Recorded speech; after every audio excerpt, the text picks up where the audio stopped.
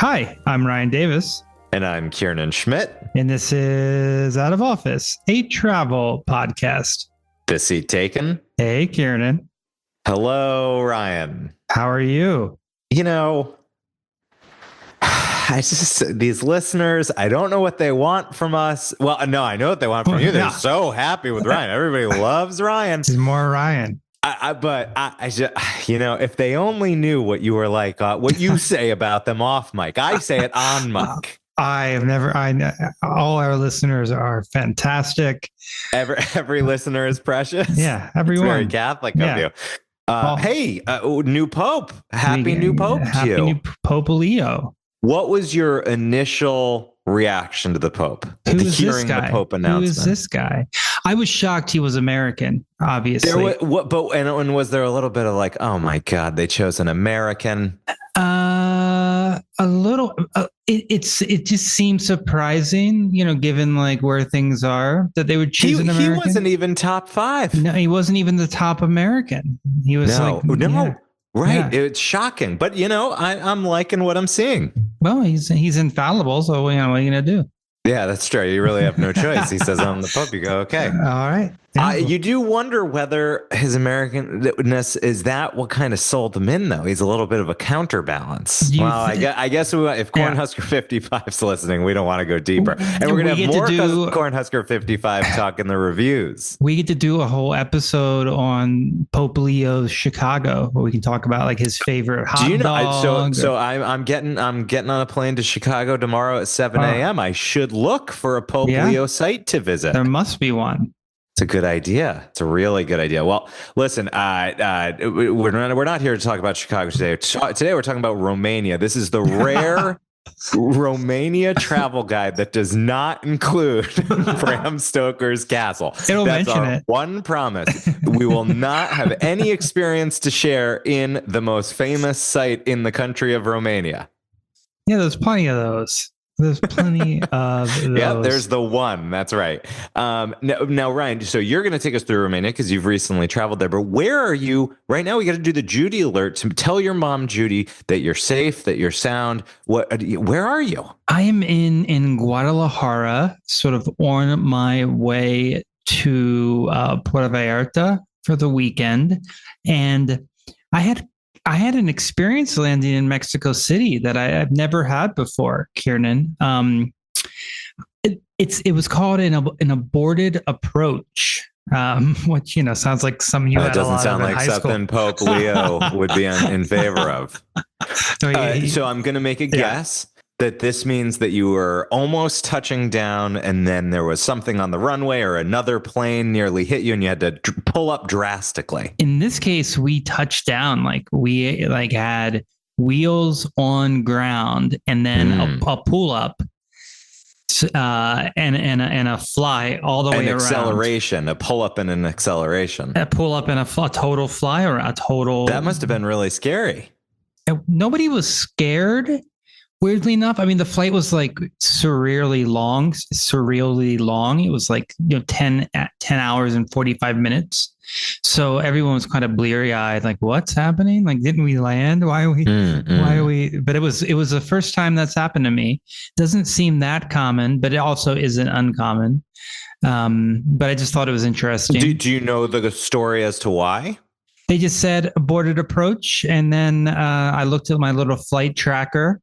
And sure enough, you see us flying a perfectly straight line, and then all of a sudden you see a circle around Mexico City, and that's our circle. I don't know. I feel like you owe an explanation. This is part of the problem with flight. You have no idea what's going on. You give up all power. It was a lovely flight, though, from Air France, which I hadn't flown in a really long time. Oh, I love Air France. They have one of the best buckle your seatbelt videos where they're very cheeky about their Frenchness. They're very French, yeah. And I love that. And they serve a nice little French little cheese. Yeah, it's nice. Maybe when we were sort of hard up for a topic, we could do a comparison video of lots of different types of buckle your seat videos. The safety notices. That's right up there idea. With analyzing the pictures in the passport. That's good. I love it. Save that for when you have a guest host. And didn't we have one where we analyzed the like marketing campaigns of different countries. That sounds like a real COVID episode. We did. That was definitely a COVID episode. Yeah. It's good. Yeah. It's good. All right. And then all of this is because you're en route soon to the United States. That's true. That's true. I'm going to the United States, and I'll be there for a while, and that'll be nice. You're not coming to see it. You're not coming my way, though. I don't think I'm going up Boston way. A shame. Yeah. But you're it's barely, good. You're barely in Boston these days. You're always on the road. I would say next episode, we probably don't even need a Judy alert, or Judy could come on and do the Judy alert because you're going to be with her. Probably. Yeah, maybe we'll see we'll see. Yeah, we're definitely going to do one while I'm in Ocean City. All right. Well, we also have the quest for Rick Steves. This is, Rick was obviously just on The Godfather of Out of Office. Leave the man alone. Give him a couple weeks. Our favorite guest. Well, I'll tell you who doesn't leave him alone. So, but people are always following. We do topics. Suddenly it's in the New York Times travel section 2 weeks later. Well, guess where Rick Steves appeared this past week on the one of the great stages in American comedy. He was a voice on The Simpsons, which is, season 38 or whatever they're in. I'm kind of shocked it took this long for them to get Rick Steves, because it's such an obvious Lisa Simpson joke. It's such a Simpsons joke too, like the overlap of like Rick Steves viewers and Simpsons watchers. Pretty high. It's good. Yeah. It's good. So maybe we could even grab a quick clip and put it in here so people could hear our favorite guest on The Simpsons. Let's do it, Lisa. Who are you? Where am I? We're in the wonderful future, and I'm your guide, travel host and author Rick Steves. Every Sunday night, Lisa puts me on TV, and you fall asleep. That's why you're sleeping right now. All right. Steve, as always, a golden review from here on Out of Office. I think you've got a future in voice acting. I think you would make a great Simpsons character. Well, I appreciate you talking me up, because we're about to crush my spirit. And that's because we're going to talk about our recent Apple reviews. We've got some great reviews. Thanks, folks, who left us a review for our 200th episode. But we've got a review from Cornhusker 45. Nice. This is a great review. Very 5 stars. It says Cornhusker 55 doesn't know what he's talking about. We agree. Yeah, we agree. We agree. You should listen. Ryan and I have done some off-air research. Cornhusker 55 writes way worse things for other podcasts. Yeah, if anything, Cornhusker 55 keeps us quite nicely. He's never called us cucks. We have figured out now that he seems to be, without doxing him, he's a truck driver, so he listens to a lot of audio. Interesting, Cornhusker. But thank you so much, Cornhusker 45, for leaving this review that says we highlight cities that are not usually on their radars, and we cover a variety of topics. And Kieran, you want to take this other review here? I won't say the podcast, but I just want to provide a brief quote from Cornhusker 55 on another travel podcast that is not Out of Office. He wrote, "The host is a weak, uneducated man." It's just so mean. Weak. He doesn't know he's weak. It's literally Donald Trump. Donald Trump is literally. Oh my God, he's a weak, uneducated man. There's more, but and I think. So it says it's a sad life he lives. Cornhusker 55. Maybe I like him. I don't know. Maybe I like him. Yeah. Well, all right. So that wraps up the reviews, I think, right? No, I think I asked you to take this. This final you know review. What? My review machine's not working here, so I'm afraid I can't see this one. Here, I'll put it on the screen. Make it easy for you. There you go. Yeah, there's another review here from Kelly JH, who I, by the way, tried to do some Googling, could not figure out who this deranged person is. And Kelly JH writes, one of my favorites, literally one is her favorite. And it's 5 stars. And it says, I always look forward to new episodes. Okay, I'm on board. Contrary to what Kiernan thinks, Ryan makes the show. I love the Judy report. a Kiernan creation, by the way, listener. I love the Judy report. It's fun to hear where Ryan is and keep up with his adventures. Okay, I admit I like Kiernan too, but Ryan is my fave. Wow. And it appears to be a woman, not usually Ryan's audience. Well, Kelly, thank you so much for that shout out. It's something that we get a lot in the old DMs. No, we don't. This is the first time in 6 years. Also, the idea that you work on the show in any capacity is just so. This is I was in Romania for a month. Sent me a schedule for 2025. It had 3 episodes in it. He was like, this is the key. Just the rarity is the way we're going to build an audience. I'm right about that. I am. Well, Ryan, I got to take a rest. I think I want to go to a spooky land where we can visit a beautiful castle. Let's go to Romania. Tell the cabin crew. Flight attendants, prepare for takeoff, please. All right, Ryan. Well, this is genuinely a trip I'm very interested in. There was a great travel article I read years ago that was about Romania with a family. And since then, I've always been figuring this would be a great family trip to take with the kids. So I'm anxious to hear all the kid-friendly spaces that you spent time in. It's interesting. It's certainly not kid it's not kid unfriendly.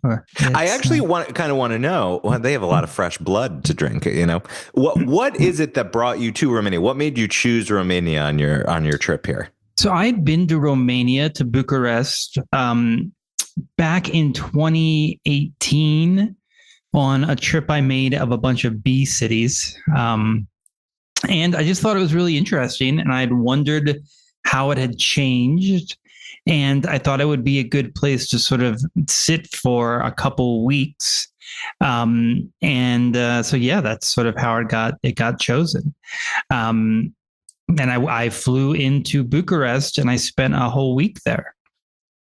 It sounds great. And I'm very curious to hear, especially what's the sort of je ne sais quoi of Romania? What's the feel? What's the atmosphere that you get outside of the main city? So Romania has a lot of different influences. They've got like the Roman influence. They've got like an Ottoman influence, the sort of Austro-Hungarian influence, and then obviously like the one that you see the most. Certainly in Bucharest is the Soviet, communist influence. So it's a really interesting looking place. And the cities we're going to talk about today, we're going to talk about 3 different places that I went.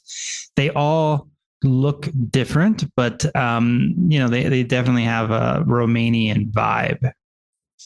So I want to start with like this really wild, ostentatious mansion that you can visit in Bucharest, and that is the Ceaușescu Mansion. And I'm mispronouncing Corsico, Nicholas Corsico. Intentional? Are you doing that intentionally? No, just because my Romanian is worse than my Hungarian, which is worse than my, it's got the letter in it. That's the S with the little tail underneath. I don't know what sound that makes. There's a few letters there that don't show up on my keyboard. But okay, so this was a mansion that was built in the 1960s for this Soviet, for this communist dictator named Nicholas and his wife, Elena. And they lived in it from 1965 to 1989. And it's got, something like 100 rooms. And it's been turned into a museum that sort of reflects how the house looked during the 1989 revolution. And the 1989 revolutions in Eastern Europe were relatively, for the most part, not violent.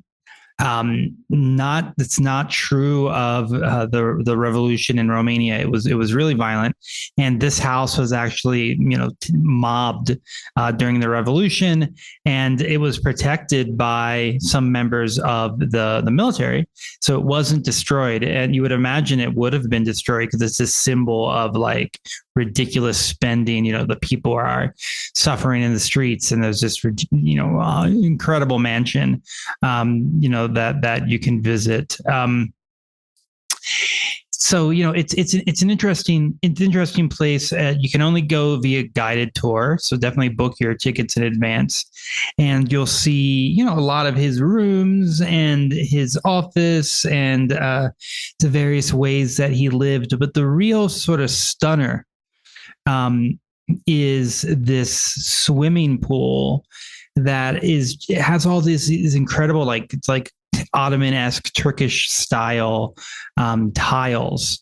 And it's a really incredible room. They don't let you take pictures in most of the house. In fact, it's like anywhere in the house. So if I post a picture of the swimming pool on the Instagram OOO podcast, it'll be illicit, but I do feel like, it's like a dictator's house.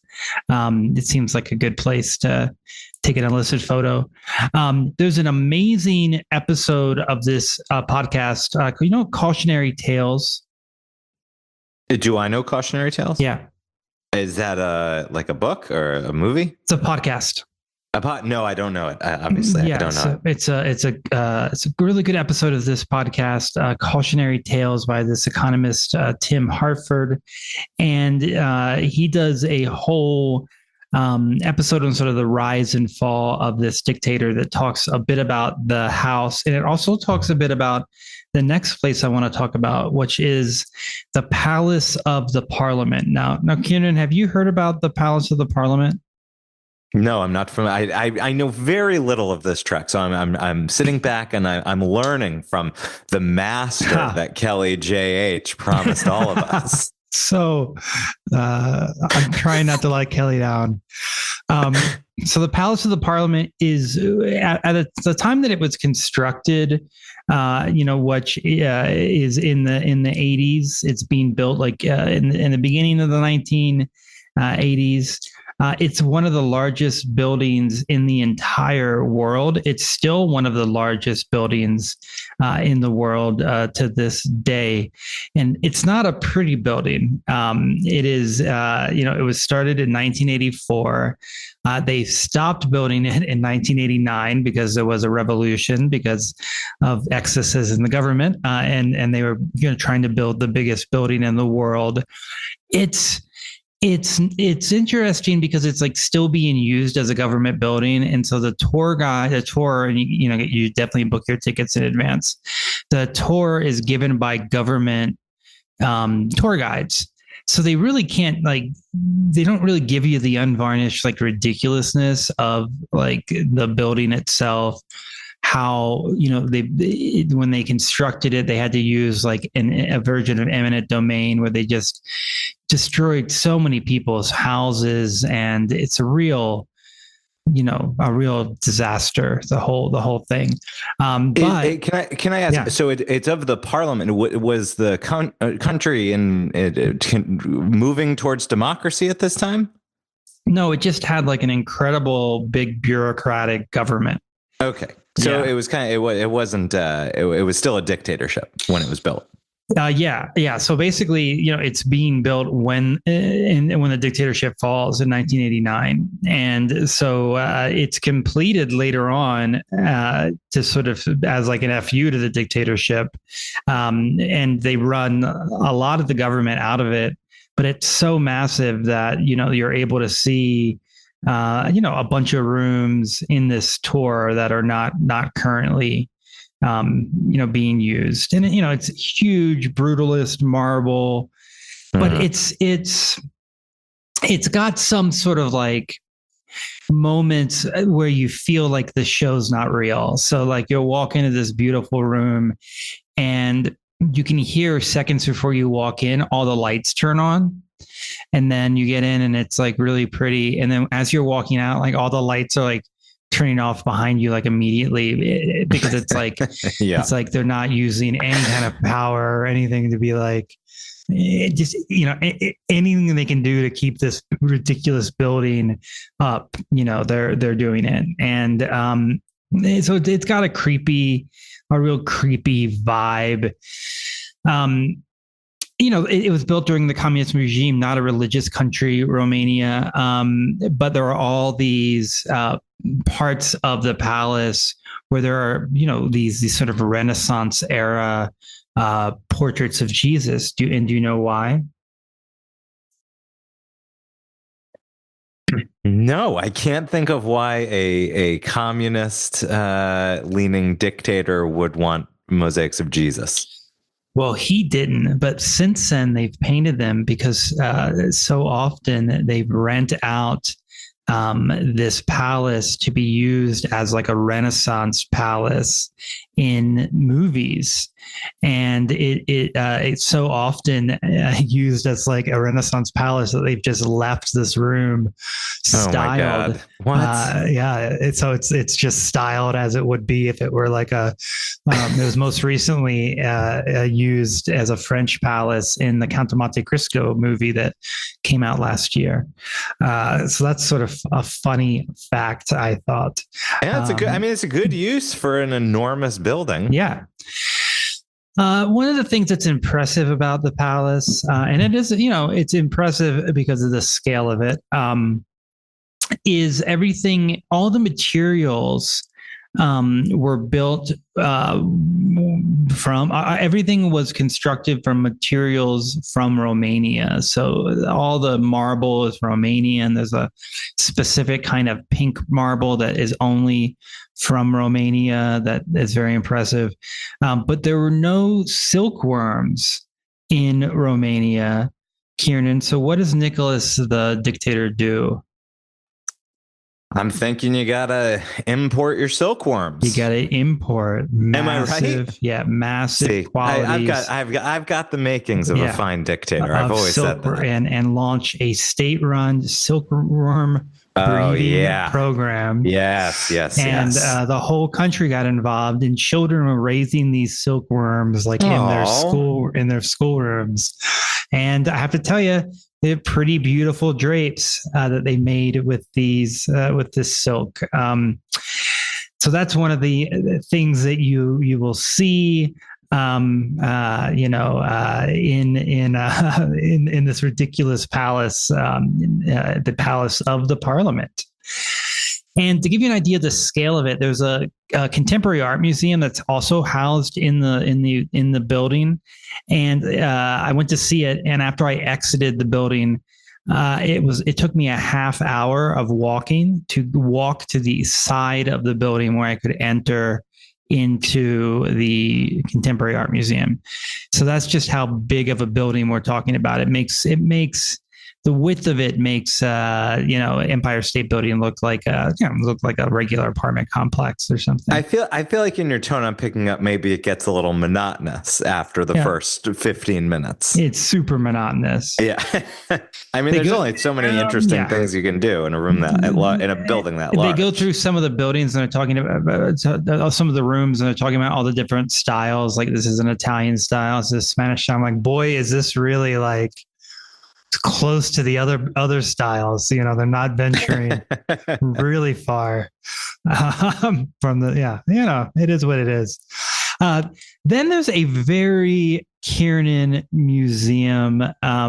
It is a big open air museum of all the different sort of houses that you would find in the traditional Romanian villages. Oh, yeah, Catherine and I did a similar outdoor architecture museum that they have in Lviv, Ukraine, where you get all the wooden churches, and it's the best. This was I'm walking through it and I'm like, Kieran would be just, having a dream here, because it's so many different styles of building. And, some of them have actually been transported. So they're like real. Some of them are reconstructed. Some of them you can't really tell. Maybe it's a mix, who knows? It's Romania. But it was a really cool space and large. Like I spent an hour there and I was speed walking. But you could easily spend, like if you were there with a family, you would spend like 3 hours there, because you would go in every house and you would look at because hundreds of something like 149 houses. And oh my God, it's huge. Yeah. So was there any information on how they transported these houses to the same place? Yeah, I mean, it looked like, they did it on flatbed trucks. But again, it was hard to tell what was real and what was fake. And you got the impression they wanted you to think a lot of it was real, when a lot of it was like reconstructed. But it was a really good job. Like it was a really nicely presented museum. It's super clean. It's really big. There's a lot of the character of the architecture is really different. And I'll post some photos. So it was cool. And this was definitely something though that you could see. This was the most family thing I did probably. Well, it's going on my list, and it sounds to me like if you just combined any chance that there was a recreation of Bram Stoker's castle? No, there were a couple. Is it Bram Stoker's castle, or is it Vlad the Impaler? Are you going to tell the story of the castle? I'll talk at least? a bit about it. Okay, because I'm thinking about the castle. We'll get there. Okay, are we going to get? That's what you said when you were going there. You said I'll get there. I'll get there. So a couple other things I want to shout out in Bucharest. One of them is this interesting contemporary art museum called the Museum of Recent Art. So very, it's very on the nose. Is that more modern than modern art? Recent art? Yeah, exactly. Yeah. It's a weird collection. I wasn't in love with it, but it's very Romanian. It's all very, what young Romanians are thinking about when they're making art these days. But the building's super cool. And there was an awesome cafe called Beans and Dots that I hung out and read about the dictator and had a really nice afternoon. And this museum, it's small. You can see the whole collection in like half hour, 45 minutes. And it's located somewhat near the dictator's house. So if you do the dictator's house, you want to see something completely different, the dictator would have hated. The Museum of Recent Art is down the street there. And then one last place I want to shout out, and I'm going to butcher the name of this because I butcher the name of everything, but it's a really incredible bookstore. And I love going to fancy bookstores. And this is a Carturesti Verona bookstore, and this is in an old 19th century mansion. And it's super elegant, like ridiculous chandeliers and staircases.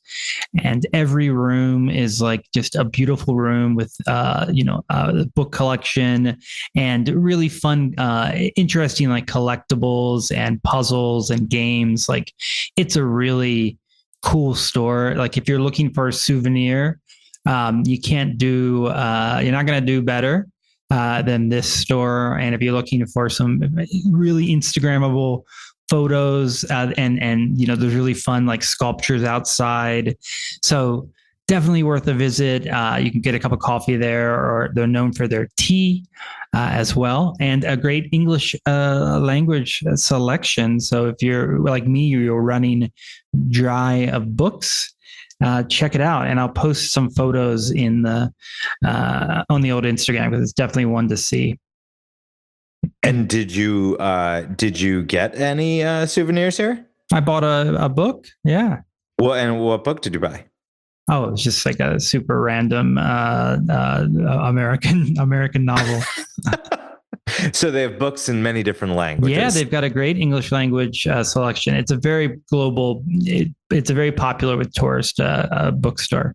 Did you go to any of the non-English sections and pretend to be interested in reading those books just for show? I mean, it's such an Instagrammable bookstore that there's no room that is not like people are not like poking around in. So you poke around everywhere, even if you can't read Romanian. And maybe, Romanian, I'm told, is a Romance language. It doesn't look like one, but I've been told it's one. It almost looks like one. It's just got little loops and swoops added to the main alphabet we've got. All right. Well, let's jump on the old Romanian train, which is what I did here. I got on the train. How old is the old Romanian train? It is old. It is old. It's older than the Italian trains, and it's older than the other trains that I went on my trip. So it's different. It was 2.5 hours, so it wasn't bad at all. And I went out to Brașov, and Brașov is it's a ski village. It's got ski village vibes. But it's also known as Vampire Landing. Okay, we're getting closer. A lot of folks will visit because of sort of vampire lore, but I'll get to that. It's something the kids might be into. But it's an incredibly charming little town, and everything I'm going to talk about you could knock out in like a day. And still miss the castle if you were me. But so we're here in the heart of Transylvania. We're in Brașov. It's a beautiful city. It's super medieval, and you're going to basically be walking around the main street, which is Strada Republica. And this sort of connects Council Square all the way down to Piața Iricolor. There's a couple extra letters added in there for Jesse. I hope you're enjoying. Try Googling that from your number one host here. That's a tough one. It's not as tough as you made it, but all right. But a couple of things you're going to see in the town. Super medieval. That's how you described it. Super medieval, everyone. I mean, it's really medieval. It's really. Jesse's applauding. Don't keep doubling down. She's going to be too happy. She's going to run into a tree, listening and laughing and enjoying your presence. So we're hanging out. We're in this, the part of this medieval town. It's also Baroque. A lot of Baroque architecture. And you're going to be walking down the Republica Street. A couple of things you're going to see. The most famous is this church. It's called the Black Church. And that's because of the color it is after a fire burned down quite a bit of the city. And it's a really striking, spooky looking church. Now, you asked earlier about Vlad the Impaler. Like, he would have been like around Brașov, but he probably wouldn't have been inside of it. It was like a pretty well guarded city, and Vlad wouldn't have been inside the actual city, but he would have been outside of it. Super cool church.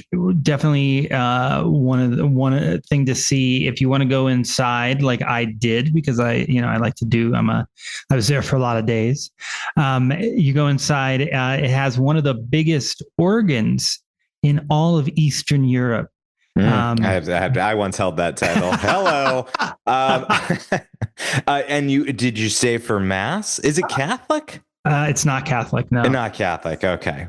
No, it's like Romanian Orthodox or something. Yeah. Ooh, that sounds like one of those churches that might swear fealty to the Pope. Well, we're gonna have to ask Leo. Yeah, they should. When we were watching the announcement, my mom was saying, "Who's the cardinal there that has the long beard and the head thing?" And that's one of those sects that they kind of do their own thing, but then they show up for conclave. It's like nice. The cousin who shows up for Thanksgiving. You're like, we didn't know Jimmy was coming this year. We're not talking about the Pope right now.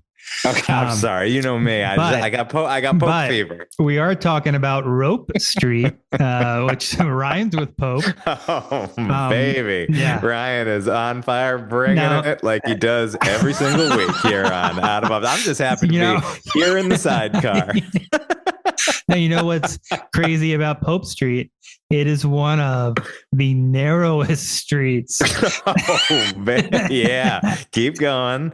In where? The narrowest streets in Europe. Okay. It's very, let me tell you. There's some real competition for that. It's a thin street. Good thing you've been on the Ozempic. It allowed me to be able to kind of get through there, but there was a few people kind of just looked down that street. They didn't go all the way down. And that's called Rope Street. And, that's what, it's known to be narrow. So you made a point to get to the narrow it was right street. Okay. But now do you consider that couple sentences you said about the castle, is that as much as we're getting of the castle in this episode, or may I ask a few questions? So my understanding more about it. Am I correct? It's called Bran Castle with an N. It is called so it's Bran not Castle. Named for Bram Stoker. It has no connection to Bram Stoker. So no. what is the story of the castle? How is it connected to Dracula? Well, he doesn't talk about. Ironically, he doesn't talk about Brașov or Bran. He talks about. You're talking about Bram Stoker does not talk about. He talks about Okay. Transylvania, which is basically the state or the province, and he talks about Cluj-Napoca, which is the city I'm about to go to. That's the city that the dude gets to when he shows up on the way to Dracula's castle, but he doesn't name the city that Dracula's castle's in. So at some point in time, some Romanians with a little bit of a capitalist streak said, "Hey, it's set in Transylvania. We've got a lot of spooky castles. What if we just could have made this spooky one?" Vlad the Impaler, who is the loose historical basis for Dracula, Count Dracula, may or may not have even been to this castle ever. More likely, he was never there. That's I think the real takeaway. Okay, I see that you're trying to take it down a peg. Yeah. So, but I saw a lot of castles in Romania and things that were cool that I'm trying to tell you about, Kieran. I just felt that I needed a little more about the castle. Do you know what people see in the castle? Yeah, it's like super touristy, like Dracula, like paraphernalia, Okay. Yeah. Funicular? Is there a funicular around here? There's one in Brașov, and I didn't go on it. God, okay. I know. The dream of a funicular. Are you just doing it to spite me at this point? We talked about one. If you listened to I rarely listen. Yeah. Okay. All right. Yeah. Okay. So we visited the narrowest street in Romania. We've skipped the Dracula castle, where you could have gotten probably a fun shot of you laying in a coffin, preventing. You do have a little bit of a vampire vibe. I've never thought of that, but you do. Go. I didn't make it. They might not have let you out if you went in there. You could be like one of the characters at Disney World roaming the castle. Let's give Brașov its due, though. A couple other things. Oh my God! Don't tell me there's a narrower street to talk about. There are a couple towers. There's a white tower and there's a black tower, and they're both pretty old. And you can go up them and you can get good views of the city. The black tower is different than the black church. Yeah, that's a different. Yeah, I also thought that was some poor branding, but the medieval people of Brașov, they only had two colors. They didn't know. Yeah, white they didn't know what they were dealing with. They have a lot of colors. They weren't like a happy bunch. And then I thought to myself, wouldn't it be fun to get on the trains, the beautiful trains of Europe, and take a 5.5-hour train from Brașov to Cluj-Napoca? So in Cluj-Napoca, It's an interesting city. It's not a huge tourist town. I was just kind of curious to see like a regular city. It's like, how some people might go to Chicago or Boston. So a couple museums I went to. They have the only steampunk museum in Eastern Europe. Oh, that's kind of fun. Yeah, it was a real mix of kind of weird vintage fun stuff. But what was really impressive were the things that they had made for the museum. They had a really fun time machine that you could sit in, and you hit a button, and just a lot. It's this kind of a steampunk kind of ride through time. I really liked this one piece they had that was a iPhone that holder that you put your iPhone in, and these like metal fingers came out and scrolled through your iPhone for you. So just, a lot of kind of kooky stuff. And, it was they were doing something interesting, I thought, there at the Steampunk Museum in Transylvania, sort of embracing sort of the spookiness of Transylvania. Sounds fun. I saw some of your Instagram posts of these. I think you probably should do a repost on the Out of Office at OOO podcast. Another museum, the Pharmacy Museum. This is in an old 18th century building, and really cool, pretty intact historic pharmacy with all the kind of weird beakers and bottles and stuff that you would expect to see from sort of that era of pharmacy. But the most impressive thing in this museum is what they called the sales room, which is the room that you walked in to talk to the pharmacist. You sort of, for him to give you his opium or whatever he was going to give you back then. But it's sort of like it was a little Sistine Chapel. It was like totally painted in this really austere, beautiful way. And apparently this was pretty common at the time for these sales rooms to be fully painted, full of symbols. And this one has, all sorts of weird mythological stuff and so not austere. It sounds like it was like a sort of full of imagery. Sorry, not austere. The opposite of austere. That sounds very cool. Yeah. Of course, maybe you were just so drugged out at that time you just saw those colors and paintings. Let me tell you, it's a pretty dry town, Cluj-Napoca. Couple other things I want to talk about.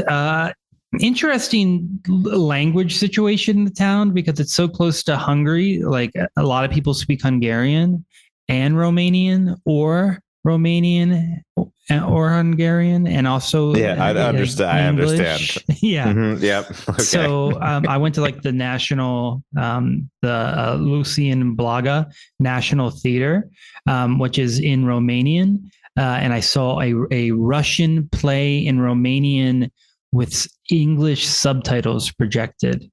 So that was really fun, and that beautiful old theater, like been around since the early 1900s, like the kind of classic old theater you would go to. And then I went to the Puck Puppet Theater, which has been around since 1950, doing puppet shows there in Cluj. And Kieran, I have a surprise for you. What's that? Did you bring me a puppet? I brought you something better. I brought you a puppeteer.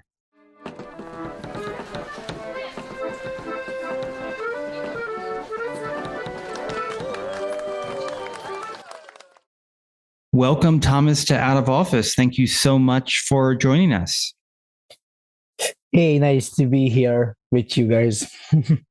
Now, tell me how to pronounce your full name and where you're from in Romania. So my full name is Szűcs Tamás, but it's easier if you just call me Tom, because it's the same thing, just in Hungarian. And I'm actually from Oradea or Nagyvárad, but I'm living in Cluj-Napoca right now, and I'm working here in Kolozsvár. So you are a puppeteer, and I meet a lot of people in my travels. I don't meet that many people who tell me they're a puppeteer. So, what is unique about puppetry in Eastern Europe? Like, I feel like Eastern Europe is known for puppetry. Why is that? Oh, okay. That's an interesting question in general. I think it's because it's part of our folk history in general. Because, like, Romanians have a tradition after New Year Eve, they get dressed up as a goat puppet. Actually, it's like it's made out of wood and its jaws dropping, and the spring pulls it up from a rod, and how they are shaking it and dancing with it, it just claps. So a lot of times they knock on each other's doors after in the beginning of January, and it's a part of tradition, bringing new luck and happiness and stuff like that. And us Hungarians have a similar thing too, or Romanians dress up as bears, and they start to dance with it. That's kind of funny for a point, but it's the same kind of tradition. So there's a lot of like puppetry and animals and dress up like in sort of the cultural traditions of the area. Yes. There's already a big part of it. Yeah. And another thing is that the communists bring a new life to puppetry, because before it was more for adults. At one point, it just shifted. Yeah. The audience shifted to the children. And that's how we are now playing mostly for kids in general. But now in Cluj, you know, when you and I were walking around, there were puppet theater for adults that was happening. Yeah. There is another puppet theater, the Magic Puppet. And they are mostly doing shows for adults, or they try to do more shows for adults because they find it part of the art. And yeah, they try to make more adult puppet shows, but still it's mostly we still play mostly for kids, because that's what communism brings us, because it needs to be educational for the kids. Right. And that's something that's just stayed. Is there something specific about Romanian puppetry that's different about Hungarian puppetry or Czech puppetry, something specific to Romania? I could say there is something specific in general, but we have our characters that's just for us. Like English people have Punch and Judy, or Italian has Pulcinella, and the Germans have Kasper, Hungarians Vitez László, and we have Vasilake. That's the Romanian character. It's like your Bert and Ernie. Well, no. No. Yeah, actually, it's like a really typical character for us. Yeah. But it's not like Bert and Ernie. It's not like a mouth puppet or a Muppet. It's more like Punch, hand puppet that just hits the others and stuff like that. Yeah. So tell me. So I got to go see your show, which was at the Puck Theater in Cluj, and super cool theater. It's been around since 1950, I think. I was reading that. We have our 75th birthday with the theater this year. We're just gonna start a festival in the end of May. Yeah, we're gonna start it in 31st of May until the 8th of June. And the theater runs year round, so folks can come see puppet shows. And you travel as well. Well, yeah, we travel. We go to the settlers. That's a part of Transylvania. There is a bigger Hungarian audience there, so that's why we go there a lot of times. Sometimes we travel to other countries too. Like right now, we're gonna go to Turkey with a show. So tell me about some of the shows that you all do at the Puck Theater. Oh, like the Puppet Theater has like a history of working with hand puppets. And a lot of times that comes back in our shows that we play with hand puppets, like the one that you saw, the Körösi Csoma Sándor csodálatos cselekedetei. We use hand puppets with real actors on the scene.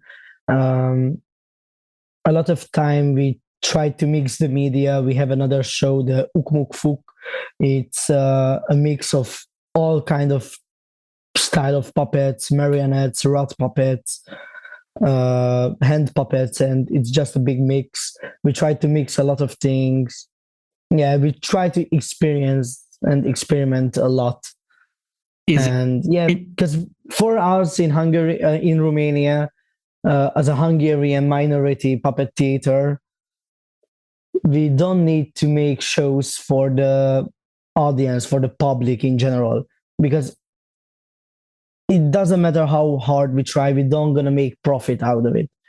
So for us, it's more about doing art, doing good art that is actually good for the children, and that's why we actually try to experience a lot and experiment a lot. In the U.S., everyone's into children's puppet theater just for the money. It's only for the money. I didn't say that. That's your thing.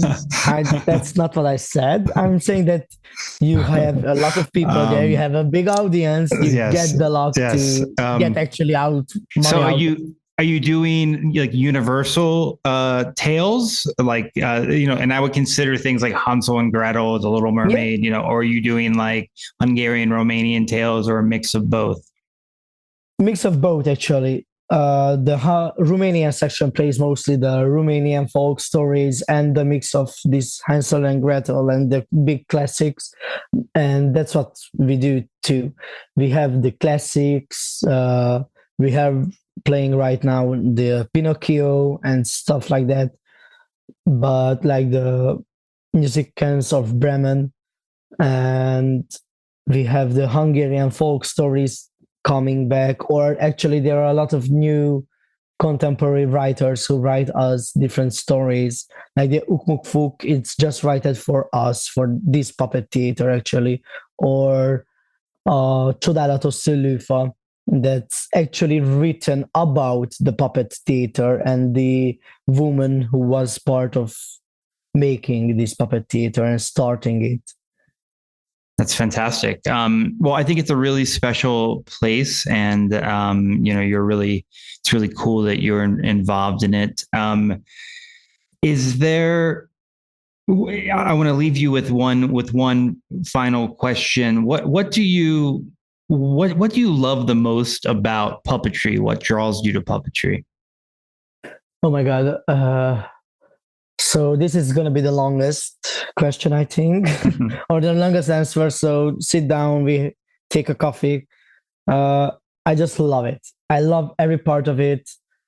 The creativity of that it has, the possibilities to try out new things and to forget about yourself and put an object in front of you and tell a story with it, to have a really big symbolic just by choosing what kind of puppets you use, because it matters a lot to what kind of object you use in the scene. And that's already tells a lot about the story, a lot about the characters. It doesn't need to be looking like here is Hansel and this is just like a little guy. No, it could be actually anything. If he's out of wooden and he looks like he's out of wooden, it shows that he's actually a strong boy that thinks for his own head. So it just has a lot of possibilities and a lot of humor, a lot of joy. I hate when actors are like, we need to die for the theater, for the art. No, hell no, thank no. Just go with the flow. You can enjoy it. This is the most important part of art in general and in acting, in puppetry, that you enjoy it. And if you enjoy it, the audience is going to enjoy it too. And you don't need the magic. you don't need to die for it. You need to live for it. Right. You could say. Yeah. Yeah. Yes. Actually, yes. Because a lot of times when I look at the show and I see actors doing dramas, and you could see that they are hurting the same time. I mean, okay, great acting, good job, and amazing. But why do I want to hurt myself? I just love to do this and don't want to get hurt by it. There's no reason for it. It's like when method actors are acting like they are superior, and I'm like, well, sorry, I want to enjoy the thing I do. I don't want to get crazy for it. Thank you. I just want to be happy. I want the audience to be happy, or not just happy, but if I enjoy it, I'm sure they're going to enjoy it, even though the story is sad, and they can go more with the flow with it. Well, I think everybody was enjoying it there that Saturday morning at the Puck Theater. So, Thomas, thank you for joining us. We're going to link in the show notes to the theater so folks can check it out. And we'll be back.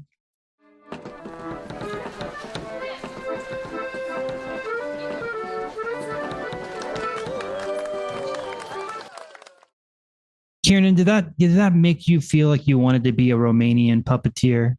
I mean, I'm very pro puppet, and I'm definitely intrigued, and had no idea that we were going to have like a hidden little interview here. Yeah. You know what? Maybe Kelly JH is onto something here. She knows what's going on. But you know what time I think it is?